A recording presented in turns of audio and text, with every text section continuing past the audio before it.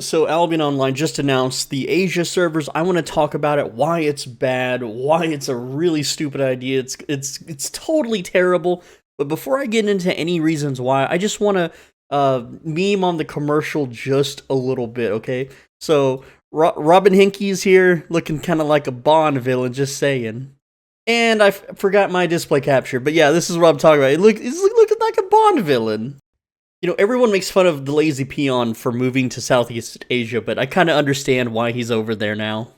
Also, I think the joke is that Albion Online players don't have girlfriends. Except me, I'm the exception, of course. See, he's used to looking out for gankers in the black zone. That's why he's got his eyes open. Gotta keep those eyes peeled. So, the first thing that I thought when I saw this scene was this from Super Mario RPG. Remember when the sword slams into Bowser's castle? Yeah. So, in case you missed it, the license plate is AO for Albion Online, obviously.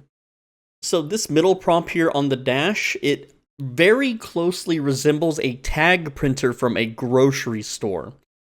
Also, is this supposed to be Robin Hinkey's? I'm not sure if that's him or not. It's looking a little more Chad-like than usual. I want to point out that the rest of the video gets very, very stereotypical, okay? Oh, it's Korea K-pop. Oh, it's Japan Salaryman. You might have missed this detail, but the color of the boss man's tie, you've got the mists, the yellow zone, the red zone, and the black zone. And then, of course, this guy's tie is blue, hence the blue zone. This is opposite worlds. See, over here, we got the girl gamers, and then the guys. The guys don't play video games. They just observe. Backseat game, I guess. Now, this scene really bothered me, because this lady right here, she doesn't have her hands on the mouse or keyboard, but her character is clearly gathering. So, is she botting? Like, what the heck?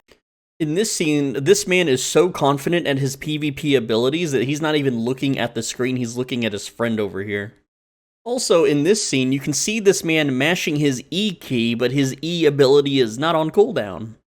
I just want to point out this man is using a touchpad. So this is a wild, out there speculation, but boats in Albion Online? Maybe? Probably not. Now, the interesting thing is this guy on the left here with the yellow shirt, he's doing the fishing animation that you see in the video game. Okay, so let's dissect this, and first up, my first gripe is that advertisement probably cost more than $50,000 to make. That is a lot of money to burn. So for those that are too lazy to go read about this, it is a separate, fresh start Albion Online server, where the server itself is located in Singapore. So if you live near Singapore, you'll have lower ping, but you'll have to abandon all your friends, all of your gear, all of your gold, your silver, your specialization, everything that you've worked on for years. You'll have to start fresh if you want to play there. That's just how it is.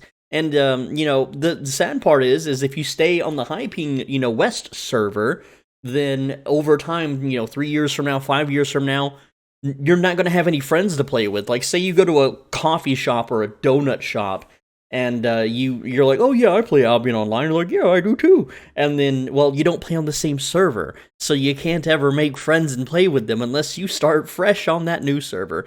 And some people have tossed out the idea, they're like, well, maybe after a year, they'll let you server transfer. But here's the thing, if that was ever the case, here is what people would do. They would just play on the West server with an already established world where you can just get to 8.4 in your first week of playing, get carried by your guildies and your friends, you know, and whatnot. Everything's going to be cheaper and more abundant on the West server. So you would just work on your character for that year, and then when server transfers open, you're at a sudden advantage, whereas everyone else that played when the game was fresh would be at a huge disadvantage because they're not going to progress nearly as fast. As a matter of fact, the only people that are going to fast progress are like extremely coordinated guilds and people that have practiced zero to hero strategy runs. Otherwise, you're going to be on a mule until you get premium and start raising horses, because no one's going to have much money, and all the people raising horses, like, they're going to have one guy in their guild accessing 100 guildies islands so they can speedrun, you know, higher tier mounts and stuff. And you could say that, well, maybe people buying premium will have, you know, the little premium mounts, and that's true. But, oh, I forgot to claim this, by the way, yoink. Da, da, da, da. But it's gonna be weird for a long time on that server, and so the best way to progress quickly would just be not to play it at all if they're ever going to allow transfers, which they probably won't. A lot of people are saying that the two server thing is, going to ruin Albion Online's identity, and I agree. Albion Online has always been a one world server. One server, no instance. Well, there's a little bit of instancing, and like on the tutorial island, there's no sharding, there's no layering, none of that crap, okay? So, EVE Online did something similar a long time ago where they had an East Asian server they opened up, and it was just riddled with bots, it was riddled with hackers and cheaters, and they eventually closed it down, and it was just a big waste of time and money, so a lot of people are very worried about this announcement. My solution would be as follows, okay? Just whatever zone you're in the world, you'll be accessing a server from that part of the world. So let me just give an example. Like, let's say Bridgewatch would be North America and Canada, and then you have, Martlock, which would be like Brazil, South America. You got Thetford, which could be like, I don't know, Africa, maybe, the Middle East. Then you have Fort Sterling, could be the UK, Europe. And then you have, of course, Limhurst would be East Asia, because that's where most of them play, is Limhurst. That's just how it is. They're all over there. It's night and day here. So like if I'm in Bridgewatch, then my ping would be low because I'm on the western part of the world. Whereas if I traveled my character over to the Limhurst area, my ping will be higher because I would be connecting to East Asian servers. That would be the solution. That's way more cost effective and simple to do. But they want to just segregate the player base, I guess. This could also cause player shortage issues, because for a lot of you that realize this, the majority of the player base is not located in Europe or even North America. It's pretty much everywhere else in the world. So all the Aussies, all the Singaporean players, Indonesia, India, they're all going to go possibly play on that server, and it's just going to be a ghost town. I'll finally be able to go out into the black zone and not get brutally murdered by 100 dudes. Yay, right? But then I won't get to murder anybody because there won't be anyone to murder. So it's just a huge thing. Like, what's gonna happen? I don't know. Like, honestly, as a YouTuber, I hope it's successful, but unless they speak English, my videos won't reach them. And there's already like multiple people that have taken my entire channel's catalog and either re-uploaded it to Rumble or re-uploaded it to Bilibili.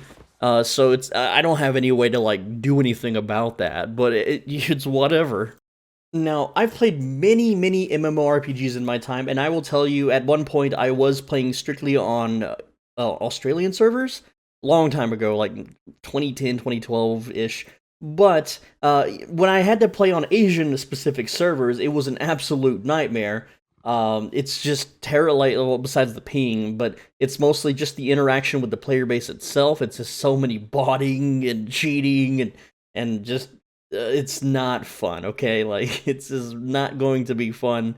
So I won't be playing on the East server, obviously, and, why would I? But I'm just saying, like, if you're in Australia right now and you're considering playing on it, you might want to stick to the English-speaking servers just to have a less of a hassle. Now, for those that don't realize it, Albion Online has an insanely high turnover rate of new players. That means new players will join the game. They might play for 4 days on average, 9 days on average on patch days, or patch weeks rather, and then they just kind of leave. And it's a revolving door of in and out players. Players come in, they get ganked, they die, they lose their stuff, they realize the grind is tremendous, and they leave. So when this new server happens, guess what? The revolving doors on the West server for the majority of the world is just going to stop revolving, and people are going to stop entering, but everyone's going to leave. So it's just bad. Like, people it's a spit in the face to players that have played for years, because they're going to be stuck on the West server. Like if I was from Australia, right, and like there's just not going to be any more Australians coming into the West server because they're going to play on the lower ping East server. It's over. And the game is already in a death spiral because of the insane cost of premium now that they jacked up the price to. And this is just another nail in the coffin. I don't like to see that because, well, if this game dies, then it's back to, like, Walmart for me. Like, the way it is you can either lose all your European and American friends, okay, lose half your years or, however long you've been playing worth of progression to play on a possibly dead server just for lower ping and easier timers on your CTAs or whatever. Or you could lose all connections. The other option, too, is you don't move and you lose all your connections with your Southeast Asian friends because they're all going to be on the lower ping server. Why wouldn't they be?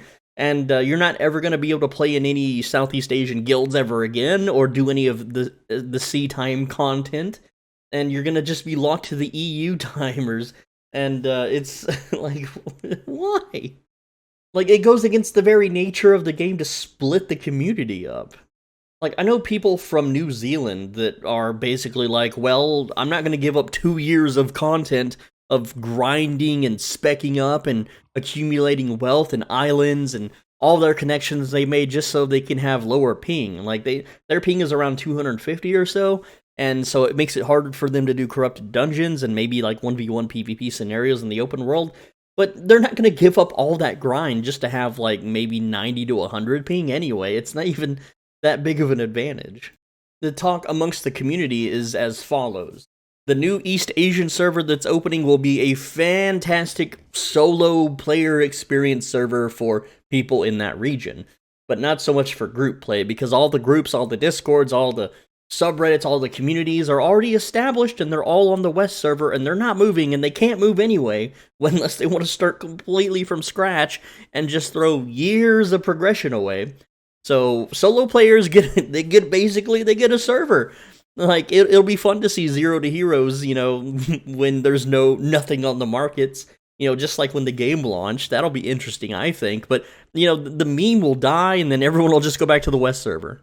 But here's the reality of it, okay? SBI and Stillfront, they're a business, they're a multi-million-dollar business. They know the numbers, they know all this stuff before they start to do it. It doesn't matter that YouTubers like me will complain. It doesn't matter about however many Reddit threads there will be complaining about this.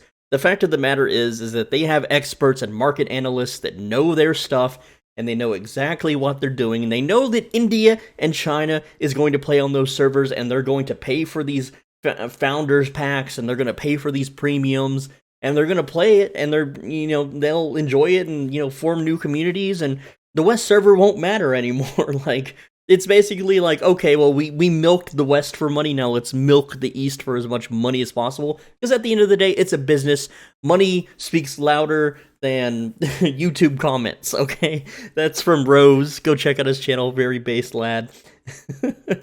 Basically, they've destroyed their game and their community for the almighty dollar, for money. That's all that matters anymore anyway, right? But every MMORPG that has ever done this is my last point because this feels getting kind of wild and long, but it will have very bad economic repercussion. I can't talk. I'm too frazzled. It's gonna mess up the economy. Okay, so I'm not resubbing. I got 7 days on this character. That's it. I'm done. I'm just gonna freaking take like a 6-month break or something. I mean, I'll still play, but I'm not gonna re-premium. There's no point. Like, if everyone leaves, then who's gonna buy all the crops that I grow? Who's gonna buy all the stuff that I craft? There won't be anybody. It's gonna be like dead zone. Like, everyone's just gonna be off on different servers at different times. It's like Limhurst is gonna become a ghost town. Oh man, it's not gonna be fun. Anyway, that's the video. I'm SwoleBJ. Thanks for watching. As always, be a road, stay swole. If you want to support me, click the join button. You can get some cool exploit videos that still aren't patched yet. That's nice. On the right side of your screen is a video you should click. Videos every day. 2 videos for you today because of this announcement. I'll see you tomorrow. Mwah, take care.